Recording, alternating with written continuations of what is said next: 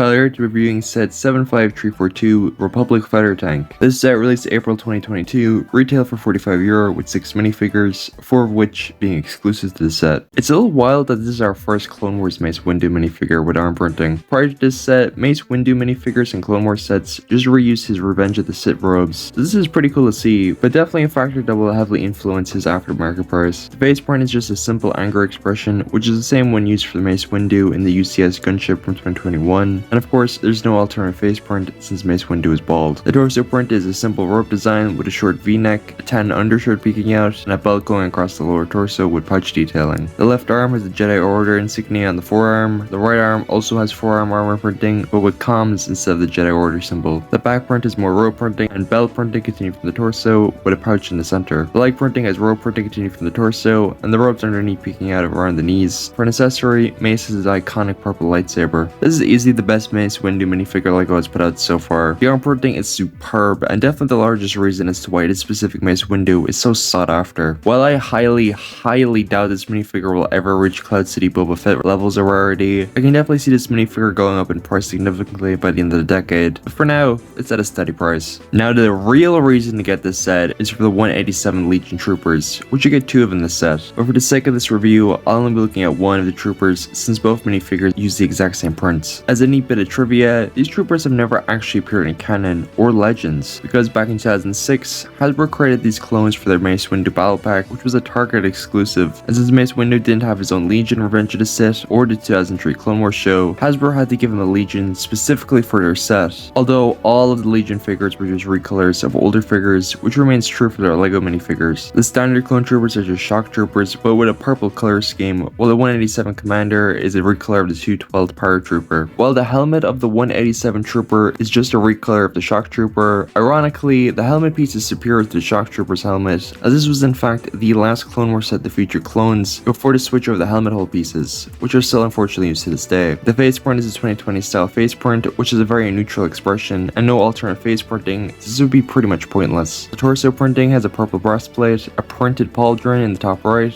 with a strap angled downwards across the torso, and a purple belt with pouches at either side. The back printing has the strap continued from the torso, and belt printing continued from the torso. The leg printing has sand blue lines on the sides, purple knee pads, and purple boots. For an accessory, both 187 Troopers have a standard blaster piece. These are some pretty solid minifigures all things considered, and honestly, I'm a little disappointed these guys aren't canon, because this design is very sleek. Again, the 187 Commander is just a straight up recolor of the 212 Paratrooper, using the exact same helmet mold but in purple to fit with the 187 Legion. The face print is obviously the exact same black expression. The torso print also has a printed pauldron with 2 straps connected to it, one vertical and the other going across. The breastplate is also purple but with like sand blue markings. The armor around the abs is a vertical line, which is kinda odd, and the belt printing is the exact same as the troopers, but in white and with a slightly different design on the pouches. The back print is very simple, with both strap printing and belt printing continued from the torso. The leg printing is a printed waistcloth, which, let's be honest, it should have been a fabric piece. There's also purple knee pads and white boots. An accessory, the 187 Commander is a sniper with an attachment. Again, another solid trooper design, but the only thing holding it back is the lack of fabric waistcloth. It's also cool to get the Paratrooper mold from 2020 in a brand new color. Finally, when it comes to minifigures, you get 2 regular B1 battle droids who have head, arm,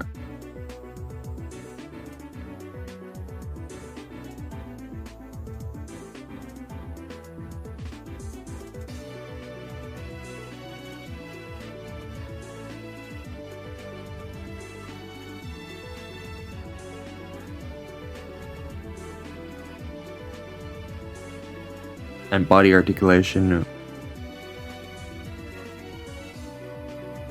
with 1 straight arm to hold the blaster and a curved arm for variety. Try saying that. God damn. Unfortunately, the leg pieces are just static. For an accessory, both battle droids have blasters but in silver, which looks very fancy. It's kinda crazy that LEGO have been pretty much using this exact same battle droid mold for the last 25 years at this point, with slight variation throughout the years. But hey, if it ain't broke, don't fix it. Although a leg piece with articulation would be cool to get in the future. There is no way this tank is worth the €45 price tag, like at all. The cannons are straight up dysfunctional. They don't stay upright no matter how many Technic pins I use, so if anyone knows how to fix this without gluing the pieces together, please leave a comment below. If the Technic pins actually worked, you could angle the cannons up and down, but at least they can shoot a projectile thanks to spring-loaded shooters. The top of the tank has fencing swords to represent antennas, as well as having a red hatch which can be opened instead of minifigure, such as the clone commander, who could use this spot as a sniping position.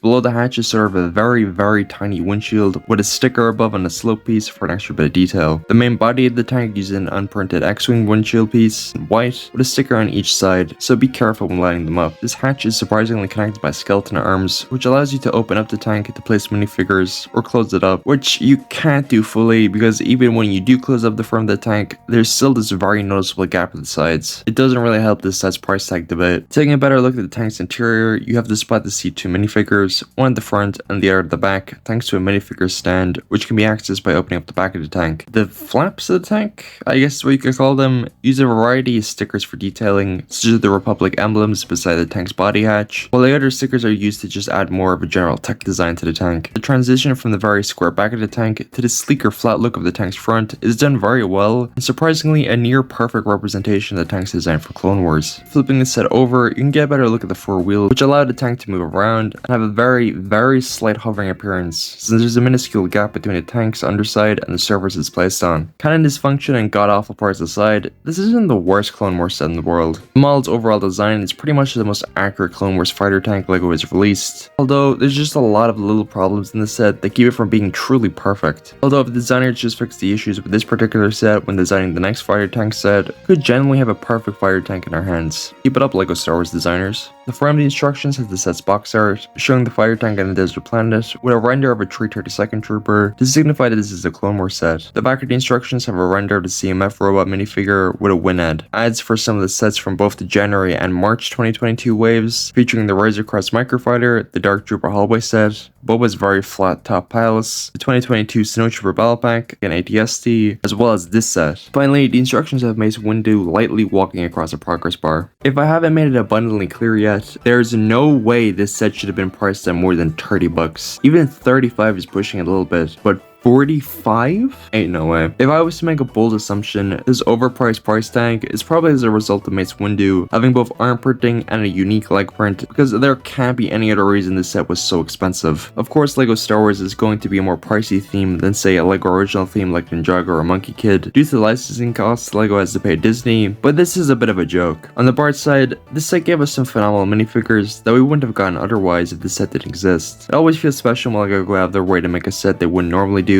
as a light bit of fan service and to get extra sales, of course. I definitely recommend this set if you can get it for under retail price, but if you can't, I'd bite the bullet and just purchase a retail price, because this is definitely a set I could see going up in value as years go on, akin to Grievous's Combat Speeder from 2018, which was ironically also a Clone Wars set featuring Mace Windu that was heavily overpriced. But if you enjoyed today's video, make sure to subscribe and hit the bell to stay notified for my future LEGO set reviews. And if you want to help the channel financially, consider becoming a channel member for only €2 a month. And until next time, see ya.